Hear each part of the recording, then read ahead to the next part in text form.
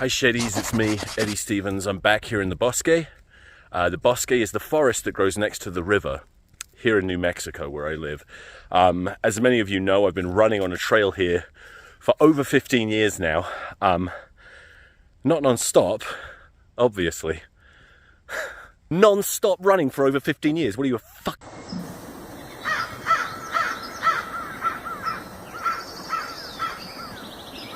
So Steve Borthwick announced his squad for the 6Nations a couple of days ago. This is my reaction video. Now, to be honest with you, my initial reaction to seeing the players in the squad, I sort of felt underwhelmed.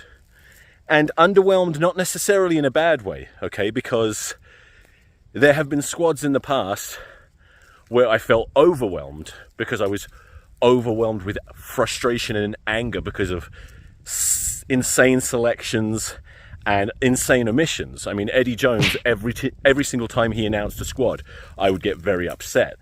This squad by Steve Borthwick, I'm underwhelmed because there's nothing to get super excited about, positively or negatively. I mean, there's some good inclusions, you know.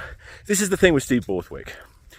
Unlike Eddie Jones, he is pretty good about rewarding form, okay, premiership form.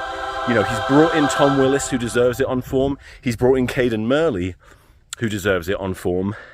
And he's even, you know, he mentioned, or somewhere it was mentioned, that Ibitoye was unavailable due to injury, which shows that he's considering him, and maybe he would have been there had he not been injured. So these are really good signs. I like the way Steve Borthwick selects. And then there's some players in there that maybe you can see he rewards form, but he also has loyalty to certain players who have sort of proven themselves and players with a lot of experience. Some notable examples would be Henry Slade in the midfield, who has been flattering to deceive for a while, in my opinion. That being said, if you left him out, who are you going to put in instead of him? There's not a lot of options, and there's nobody really in the midfield that has his experience. And there are a few others. Alex Dombrandt might consider himself lucky to be there, although I do like Alex Dombrandt, and there's nobody really screaming to replace him. The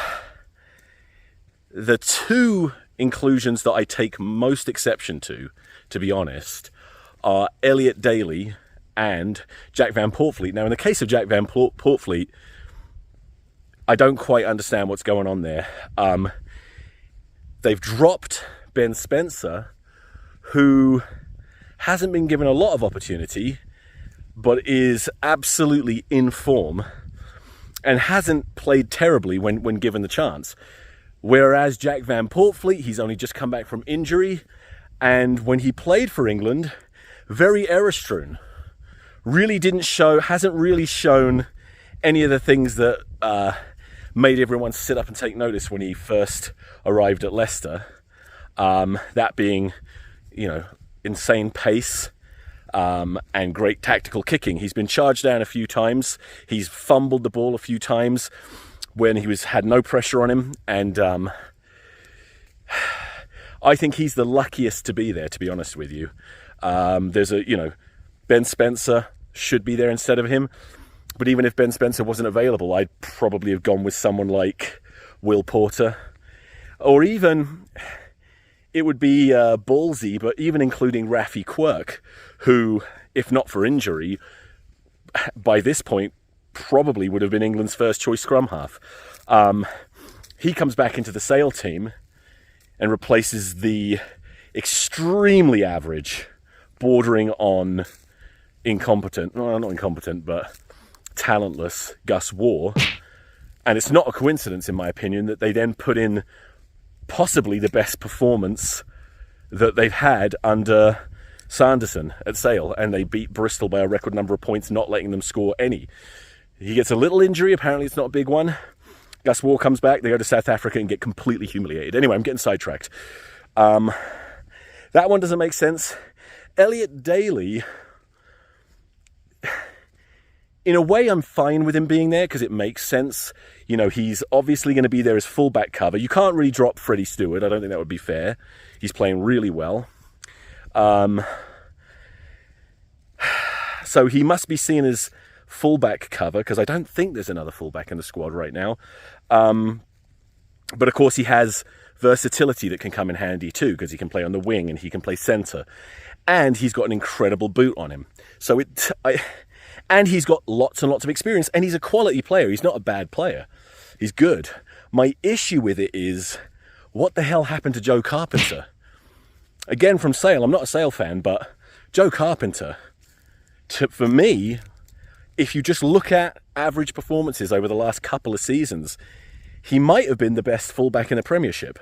Because you've got to consider that Sale weren't always playing great.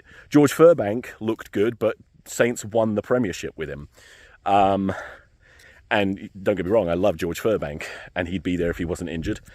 But that's the big omission that bothers me the most.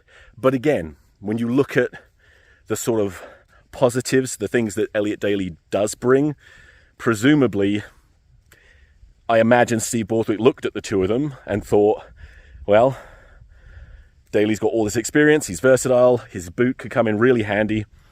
So even that I can't be too upset about. The only other omission I can think of that bothers me a little bit is Beno Urbano.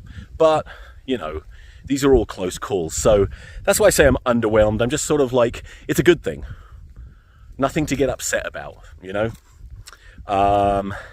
And as I said earlier, Tom Willis being included is great. Caden Murley being included is great. Caden Murley, who a couple of years ago, 2 or 3 years ago, when he was quite a new player, I remember saying I was really excited about him and he reminded me of a young Jack Knoll.